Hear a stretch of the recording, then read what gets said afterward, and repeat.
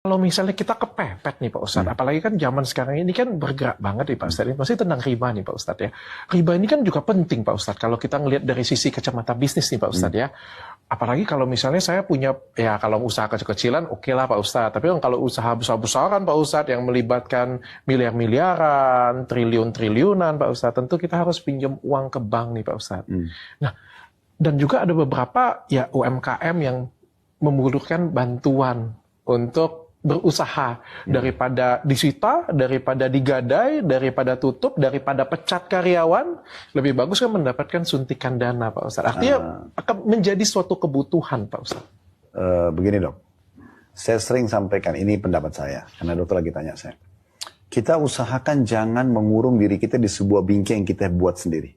Contoh gini, saya kalau tidak minum kopi pagi hari, kepala saya pusing. Dia yang kurung dirinya di situ. Sehingga kalau tidak ada kopi, pusing. Coba kalau dia tidak tanamkan persepsi dalam diri dia, ada kopi, ada teh, ada susu, ada minum aja. Contoh. Ada orang yang mengatakan, saya kalau nggak tidur di rumah saya nggak bisa tidur. Misal, dia mengurung dirinya di bingkai kehidupan sendiri. Padahal dia tidur di mana aja, it's okay. Dia ke hotel, dia lagi ke rumah keluarganya, ke temannya, biasa aja. Saya pernah temukan ada satu jemaah saya, berangkat umroh bersama saya. Dia bawa bantal dok.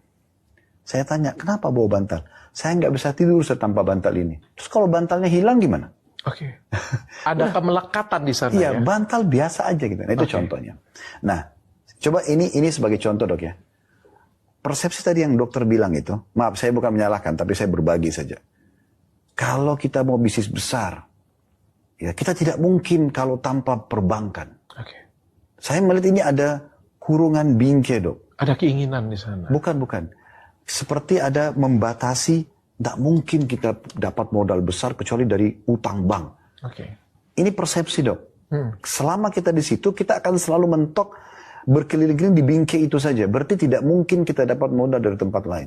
Padahal cukup banyak. Contoh misal, yang menaruh uang paling besar di bank itu siapa? Orang-orang kaya kan? Yes. Untuk apa? Pertama untuk safety uang mereka. Yang kedua, mereka juga yang tadi mau mendapatkan riba, mereka supaya dapat keuntungan kan. Lalu perbankan utangkan kepada orang lain. Oke, sekarang kita hapus dulu perbankannya. Kenapa kita tidak coba datang ke individu ini? Dokter orang kaya, saya datang, dok, ini proposal saya. Dokter mau investasi nggak? Bagi hasil. Kenapa tidak? Oke. Bisa saja, mungkin uang dia triliunan. Dia siap saja kalau menjanjikan, kenapa tidak? Oke.